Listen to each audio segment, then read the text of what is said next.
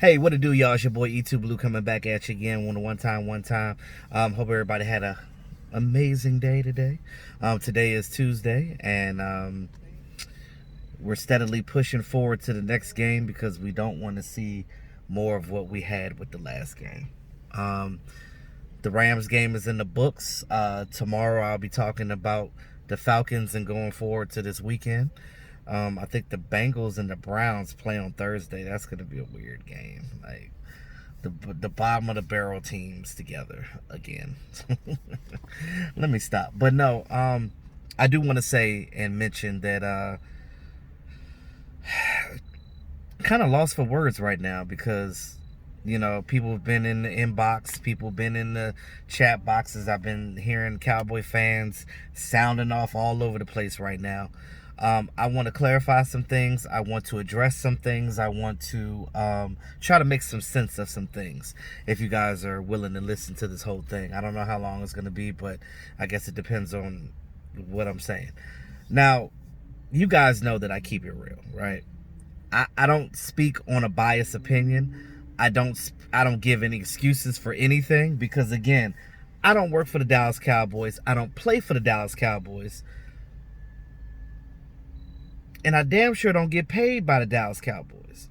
So when you hear me talking on this channel, right, I try to do as much research as I can, and just already knowing a lot about this team and being a fan of this team for years. I'm a fan just like you guys are, but I look at things from a different perspective because I'm not a homer.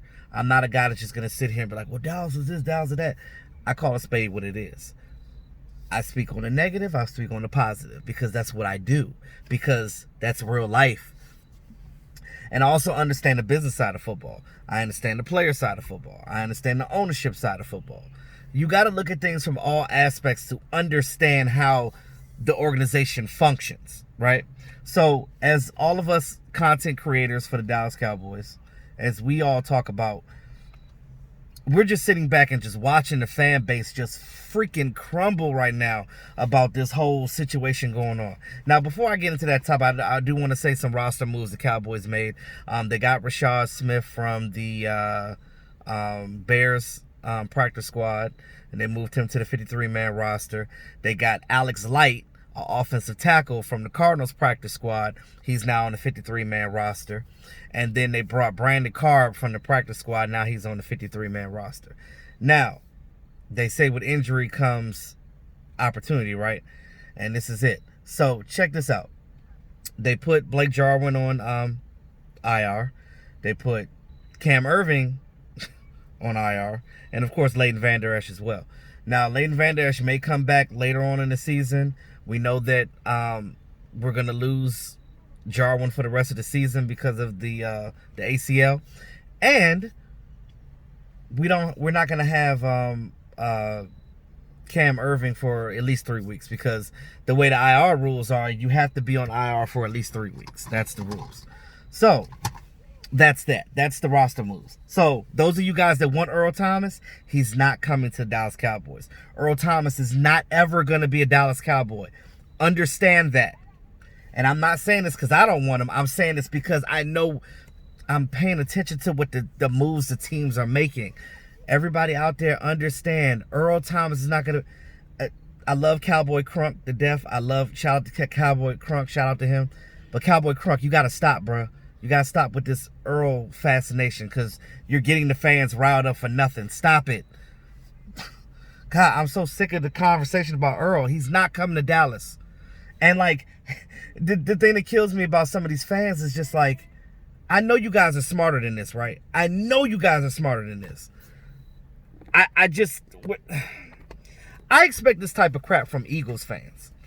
Cowboy fans are just going off right now. I understand that we lost the Rams game. I understand that you're tired. I understand that you're tired of not winning the Super Bowl since the 90s. I'm tired. I understand that we're tired of not winning the playoffs to the point where we could win the NFC title game. I get it. I'm right there with you. I'm not against you guys. Understand when I'm speaking from the understanding of what is actually happening right now. I've had people tell me from get rid of Mike McCarthy. So you get rid of a coach that you just got that only got to be with his team for a month? He's only been with these players physically for a month, and you want to let go of your coach? That's the dumbest shit I've ever heard in my life. Excuse my language. But then I heard somebody say, well, damn, it's the same old stuff from Jason Garrett era. Understand that Kellen Moore is calling the plays. Understand that Kellen Moore is still young at this. It's going to take him a little time to get, better. Now, I know that Mike McCarthy is going to be there to help him, but he's trying not to interfere in him. He's trying to allow him to do his thing. He's trying to let the young offensive coordinator do his thing, because that's what happened with Sean McVay. When Sean McVay first was an offensive coordinator, he had his bumps and bruises. He had to learn, and eventually now he became a head coach. Kellen Moore is going to be great. He's going to be a much better play caller. Like, understand it, and I understand you guys don't have patience anymore. I know we're tired of the shit. I get it. But you got to have a little bit of patience right now. You got to understand that, like, and again, this is not an excuse. This is real life. I know that all 32 teams are dealing with COVID. I know all 32 teams are dealing with not having minicamp, off-season, all that other crap, and no preseason games. But when you have a team like the Cowboys, you have a team like Washington, you have a team like the Giants that have new coaching staffs, a lot of new players, and you only had a month to get these guys together, understand there's going to be some rough edges in the first game. Yes, Washington won their first game, but they got demolished in the first half. Like they started off rocky. If it wasn't for Carson Wentz throwing those ducks, they still would have lost. So, chalk it up to the Rams. The Rams only changed their defensive coordinator and a couple of their players. They still doing the same thing they were doing 2 years ago when we played them in the playoffs. So, they didn't change much. So with teams kind of have the upper hand right now that don't have anything to change. Kansas City, same thing. Outside of their draft picks and a couple of key players, everything is the same with that team. So when you look at the dynamic of these teams that don't have anything moved, and then you look at the teams that, like the Cowboys, that like they're damn near the whole defense is different, it takes time to gel. It takes time to mesh. I heard people say that, Everson Griffin ain't shit, Don Terry Poe ain't nothing. And I'm just like, really? It was the first game of the season. So, and I understand patience is thin right now. I get it. I mean, we're all in that situation, but understand and just be mindful that this is not the end product. Everything is still working together. I'm telling you guys, once things shape out and they figure this thing out, things are going to be much better with this team. I'm telling you. Like, again, we still got games to go. We only played one game.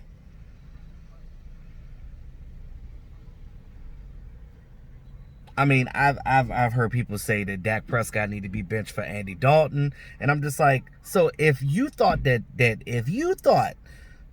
Dak Prescott was the problem in that game, then you obviously didn't watch the game, or you're blind in one eye and can't see out the other,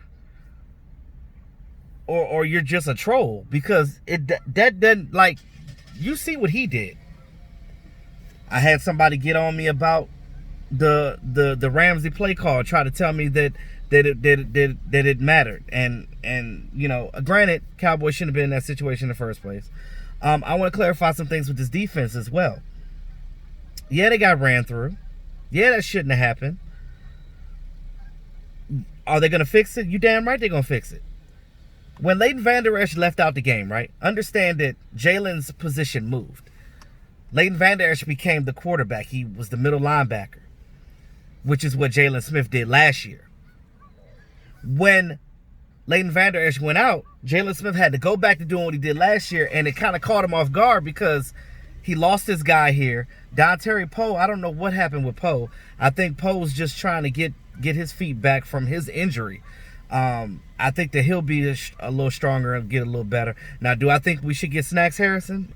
Probably, but I don't think that they're going to look at free agents not this weekend. Maybe after the Falcons game, though. But I think that they want to see what they got with this defense first. They want to give them another week and see what's going on. Um,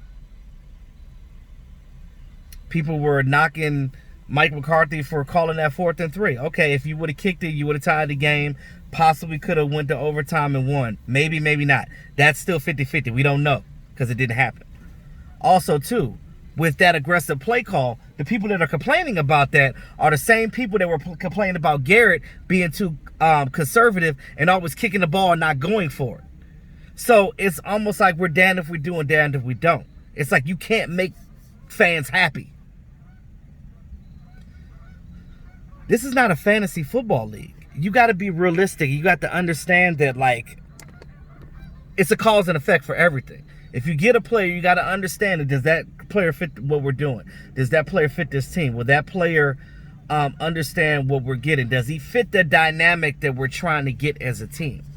I had somebody come at me and say, oh, is the team rebuilding? Hell no, they ain't rebuilding. Rebuilding what? They have pieces. It's just that when you have a new coach, especially right now, like in a normal offseason, when you had literally the whole offseason to get things together, and if something like this happened, then what you're saying makes perfect sense. But because of COVID, and because of the teams just coming together for barely a month and trying to put things together, that's why, like, I think Mike McCarthy let Kellen Moore have more of the reins right now because he knows that Kellen Moore knows Dak Prescott. And that's why the offense, you saw the offense was clicking. They were getting it together because the offense didn't change much. But Mike McCarthy is going to make his things. He's implementing his stuff within this offense. But he didn't do it game one because he needed more of that time. Now, I guess going up against the Rams, I guess they said, let's just see what we have with Kellen. They just put out the shell. I think that going forward, as we get more and more acclimated with this, again, you didn't have preseason. I don't want to hear nobody telling me that preseason ain't important now, because we see that dealing with a COVID year, we see how important preseason is. So understand that and just realize that we need to get that together and moving forward. And Mike McCarthy, I trust Mike McCarthy enough to know that he's not gonna let no crap like that happen again. And if it does, then they're gonna have to make some serious changes if that happens. But look, fans, I just want to say I understand your concern. I understand it. I understand all of it. I'm here with you. I'm not against you. Fans, please don't come at me like I'm the enemy. I'm a fan just like you are. I'm just trying to bring a different perspective to your attention because I don't want us walking around looking dumb as a fan base. Because, I know there's some good Eagle fans out there. There's some good ones out there. But some of them are... So, as a Dallas Cowboy fan, I want us to be smarter. I want us to understand that... I know we love our team. I know we're passionate about it.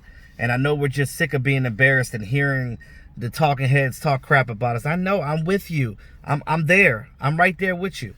But like I said, my job as a content creator, I have to entertain, educate, and explain, because we got to make sense of it. And like I said, I look at things from a different view scope, because everything is not always what it seems. And you got to look at things outside of the box. Some people don't think outside the box, but me, as a YouTuber, I think outside the box. I know you guys are going to come in here, let me know what you think, so there's no point in me saying that. I appreciate you guys. I appreciate all my subscribers. Those of you, hey, this give me well wishes on the things that I'm going through in my personal life. I appreciate you guys for, showing me love, and